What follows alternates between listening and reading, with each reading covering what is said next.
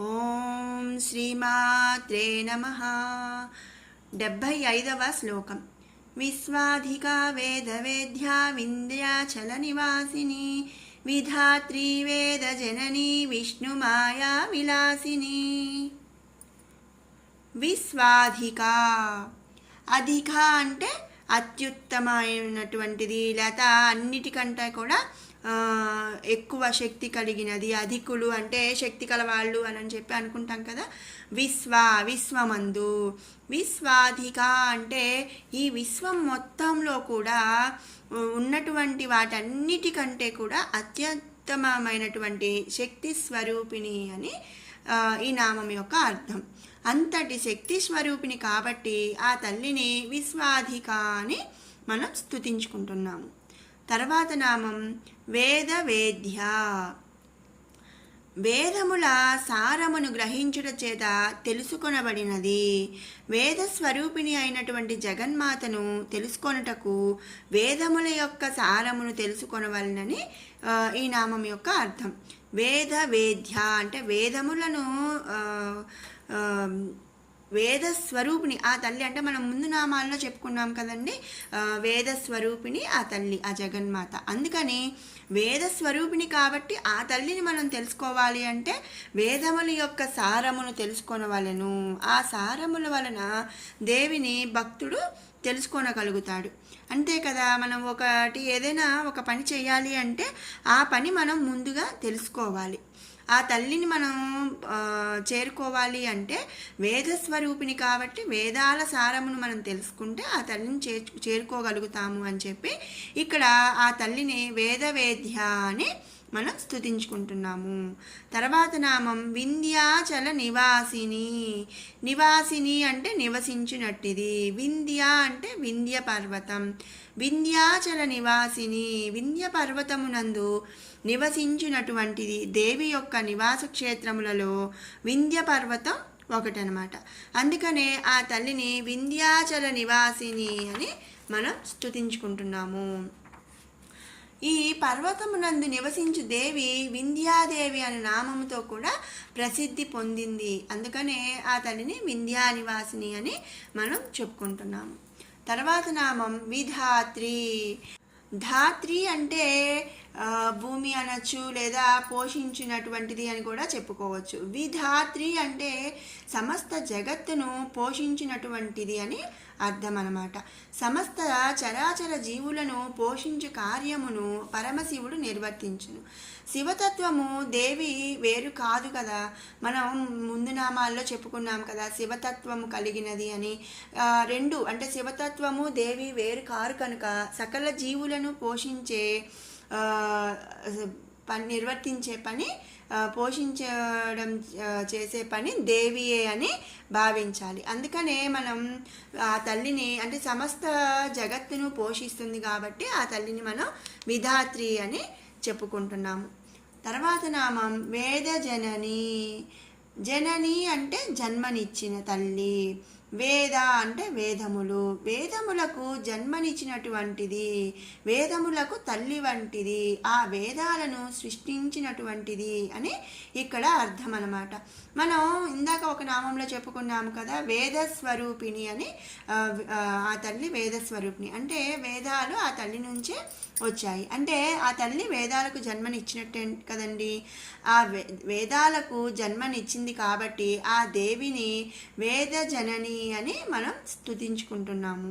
తర్వాత నామం విష్ణు మాయా. మాయా అంటే మాయ. విష్ణు అంటే శ్రీ మహావిష్ణువు. త్రిగుణాత్మకారాలకు దేవి శ్రీ మహావిష్ణువుకు కల్పించినట్టే మాయా అని ఈ నామం యొక్క అర్థం. ఈ మాయను ఛేదించుట విష్ణువునకు కూడా సాధ్యం కాదు. లేదా సత్వగుణము, రజోగుణము, తమోగుణము అని 3 గుణములు ఈ సమస్త లోకమందు వ్యక్త అవ్యక్త స్వరూపములుగా ఉన్నాయి. అట్టి గుణములను సృష్టించి విభజించినదే విష్ణుమాయ. అంతేకాని విష్ణుమాయ అంటే శ్రీ మహావిష్ణువుకి మాయ అని కాదు. విష్ణుమాయ అంటే రజోగుణం, సత్వగుణం, తమోగుణం ఈ 3 గుణాలను సమస్త లోకమందు కూడా ఏంటంటే అవి వ్యక్త అవ్యక్తముగా ఉన్నాయి. అట్టి గుణాలను సృష్టించి విభజించినదే విష్ణుమాయ. అందుకనే ఆ తల్లిని విష్ణుమాయ అని స్తుతిస్తున్నాము. తర్వాత నామం విలాసిని. విలాసిని అంటే విలాసిని స్వరూపురాలు. దేవి పీఠశక్తులనందు విలాసిని స్వరూపము కలదు. అందుకనే ఆ తల్లిని విలాసిని అని స్తుతించుకుంటున్నాము. 76వ శ్లోకం. క్షేత్రస్వరూప క్షేత్రేసి క్షేత్ర క్షేత్రజ్ఞపాలిని క్షయవృద్ధి వినిర్ముక్త క్షేత్రపాల సమర్చిత. క్షేత్రస్వరూప, క్షేత్రము స్వరూపముగా కలిగినది. ఇక్కడ క్షేత్రమనగా స్థూల శరీరము లేదా జననమే లేనటువంటి శంకరుడు క్షేత్రజ్ఞుడనుబడుచున్నాడు. అతని స్వరూపమే తానుగా కలిగి ఉన్నది కనుక క్షేత్రస్వరూప అని ఆ దేవిని చెప్పబడుచున్నది. మనం శివతత్వము ఆ దేవి వేరు కాదు అని చెప్పుకున్నాము కదా. ఆ శివుడు అంటే శంకరుడు ఇక్కడ క్షేత్రజ్ఞుడుగా ఉన్నాడు కాబట్టి ఆ క్షేత్రజ్ఞుడి స్వరూపము ఆ దేవి కాబట్టి క్షేత్రస్వరూపాన్ని మనం స్తుతించుకుంటున్నాము. తర్వాత నామం క్షేత్రేసి. క్షేత్రజ్ఞుని యొక్క స్త్రీ. మనం ముందు నామంలో చెప్పుకున్నాము కదా, క్షేత్రజ్ఞుడు శంకరుడు. క్షేత్రజ్ఞుడి యొక్క స్త్రీ అంటే భార్య కాబట్టి శంకరుడిని క్షేత్రజ్ఞుడిగా చెప్పుకున్నాము కాబట్టి ఆ తల్లిని క్షేత్రశ్రీ అని మనం స్తుతించుకుంటున్నాము. దేవి శంకరుని యొక్క ప్రేమరత్నమును పొంది ఉన్నది కనుక ఆమె అతని యొక్క స్త్రీ అని నిరూపణ లేవుట చేత క్షేత్రశ్రీ అని మనం ఇక్కడ గ్రహించాలి. అందుకే ఆ తల్లిని క్షేత్రేసి అని మనం స్తుతించుకుంటున్నాము. తర్వాత నామం క్షేత్ర క్షేత్రజ్ఞ పాలిని. ఇక్కడ క్షేత్రము అంటే దేహము, క్షేత్రజ్ఞుడు అంటే జీవుడు అంటే మనలో ఉండే ప్రాణం. క్షేత్రమును గూర్చి విషయ పరిజ్ఞానము కలిగిన వాడే క్షేత్రజ్ఞుడు. అంతే కదా, మన దేహము గురించి మనకు మాత్రం పూర్తిగా తెలుస్తుంటుంది. అట్టి క్షేత్రమును క్షేత్రజ్ఞుని పరిపాలించినట్టు శక్తి స్వరూపిణి ఆ జగన్మాత. అంటే ఈ సమస్త జీవులన్నిటినీ పరిపాలించేది ఆ శక్తి స్వరూపిణి ఆ జగన్మాతే కదా. అందుకనే ఇక్కడ క్షేత్ర క్షేత్రజ్ఞ పాలిని, దేహాన్ని జీవుడిని రెండిటిని కూడా పాలించినటువంటిది ఆ శక్తి స్వరూపిణి అని ఇక్కడ అర్థం అన్నమాట. సకల జీవరాశులందు ఆత్మ పరమాత్మ స్వరూపము కనుక క్షేత్రమును క్షేత్రజ్ఞుడిని అంటే ఆత్మను అలాగే శరీరమును దేహమును పరిపాలించినట్టిది. ఆత్మ పరమాత్మ శక్తియే ఆ పరమాత్మ శక్తి స్వరూపురాలు కనుకనే క్షేత్రమును క్షేత్రజ్ఞుని పరిపాలించినది అని ఈ నామందు మనం స్తుతించుకుంటున్నాము. తర్వాత నామం క్షయవృద్ధి వినిర్ముక్త. సకల జీవులు కర్మల వల్ల ఉన్నత స్థితిని అంటే వృద్ధిని అధోగతిని క్షయను పొందుతున్నారు. అటువంటి రెండు స్థితులను పొందినట్టిది అని ఈ నామం యొక్క అర్థం. వినిర్ముక్త అంటే పొందినది, క్షయ వృద్ధి, క్షయ వృద్ధి వినిర్ముక్త. క్షయ అంటే అధోగతి, వృద్ధి అంటే ఉన్నత స్థితి. క్షయ వృద్ధి వినిర్ముక్త. సకల జీవుల కర్మల వలన ఉన్నత స్థితిని అధోగతిని అంటే ఉన్నత స్థితి అంటే వృద్ధిని పొందుతారు, అధోగతి అంటే క్షయను పొందుతారు కదా. ఈ రెండిటిని కూడా ఆ తల్లి పొందినటువంటిది అనమాట. అనగా క్షయవృద్ధులు క్షయవృద్ధులు రెండూ కూడా లేనటువంటి స్వరూపురాలు సకలైక జననియగు ఆ జగన్మాత ఒక్కటే. అంటే ఆ తల్లికి వృద్ధి అలాగే అధోగతి ఏది కూడా ఉండవు. అందుకనే అసలు ఆ తల్లికి మనం ముందు నామాల్లో చెప్పుకున్నట్టు రూపు అంటే ఒక ఉనికి లేదు, అలాగే ఒక స్థితి లేదు, ఒక ఆశ్రమం లేదు, ఇవన్నీ కూడా మనం చెప్పుకున్నాం. అలా ఏవి కూడా లేనప్పుడు ఆ తల్లికి వృద్ధి అలాగే అధోగతి ఏవి ఉండవు కదండి. అందుకనే క్షయ వృద్ధి రెండూ లేవు కాబట్టి ఆ తల్లిని మనం క్షయవృద్ధి వినిర్ముక్త అని మనం స్తుతించుకుంటున్నాము. తర్వాత నామం క్షేత్రపాల సమర్చిత. క్షేత్రను పాలించువాడు క్షేత్రపాలుడు. అంటే ఒక ప్లేస్ని పాలిస్తున్నాం అనుకోండి, వాడిని క్షేత్రపాలుడు అంటారు. ఇక్కడ మనం ముందు నామాల్లో చెప్పుకున్నట్టు క్షేత్రము అంటే దేహము, క్షేత్రజ్ఞుడు అంటే జీవుడు. అలాగే మరి దేహాన్ని పాలించేవాడు క్షేత్రపాలుడు అంటే జీవుడు. ఇతడు కర్మఫలముల యొక్క బద్ధుడు అనమాట. అంటే మనం ఏ పనులు చేస్తే ఆ పనులకి మనకి కర్మఫలం అనేది లభిస్తుంది. దానికి బద్ధుడు. తనకి కావాల్సింది కావాలి అంటే రాదనమాట. ఆ జీవుడు చేసిన పనుల కారణంగానే తనకి క్షయ లేక వృద్ధి, అంటే మంచి వృద్ధి స్థితి లేదా అధోగతి అనేవి వస్తాయి. అలా తన కర్మల వలన క్షయ వృద్ధి కలిగి ఉన్నటువంటి వాడు, అతని చేత కూడా ఆ తల్లి సమర్చిత అంటే పూజింపబడుతుంది.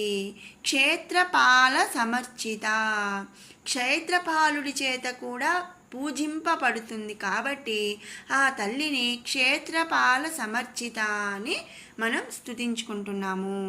విన్నారు కదండి 75, 76 శ్లోకాల అర్థాలను. ఇప్పుడు 73 నుంచి 76 వరకు గల 4 శ్లోకాలను 2 సార్లు పారాయణ చేసుకుందాము. ఓం ధ్యానం అరుణాం కరుణాతరంగితాక్షీం ధృతపాశాంకుశపుష్పబాణచాపాం అణిమాధిభిరావృతాం మయూకైః అహమిత్యేవ విభావయే భవానీం. ధ్యాయేత్ పద్మాసనస్థాం వికసితవదనాం పద్మపత్రాయతాక్షీం హేమాభాం పీతవస్త్రాం కరకలితలసద్ధేమ పద్మాం వరాంగీం సర్వాలంకారయుక్తాం సకలమభయదాం భక్తనమ్రాం భవానీం శ్రీవిద్యాం శాంతమూర్తిం సకలసురనుతాం సర్వసంపత్ప్రదాత్రీం సకుంకుమవిలేపనామళికచుంబికస్తూరికాం సమందహసితేక్షణాం ససరచాపపాశాంకుశాం అశేషజనమోహినీ మరుణమాల్యభూషోజ్వలాం జపాకుసుమబాసురాం జపవిధౌ స్మరేదంబికాం.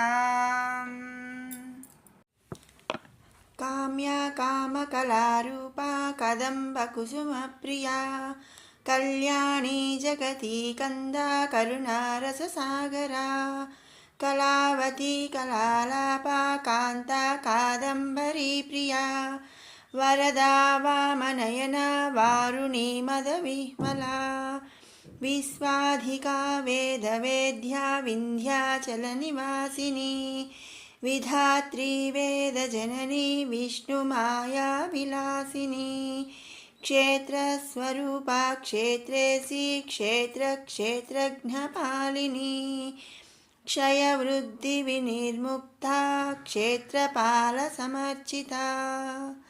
మరొక మారు పారాయణ చేసుకుందాము.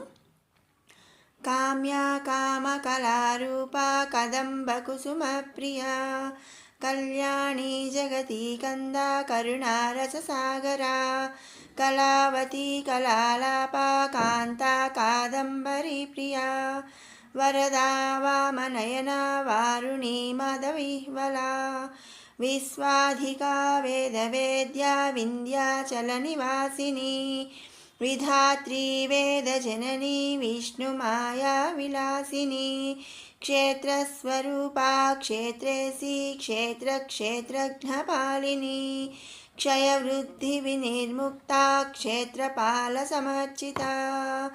ఓం శ్రీమాత్రే నమః.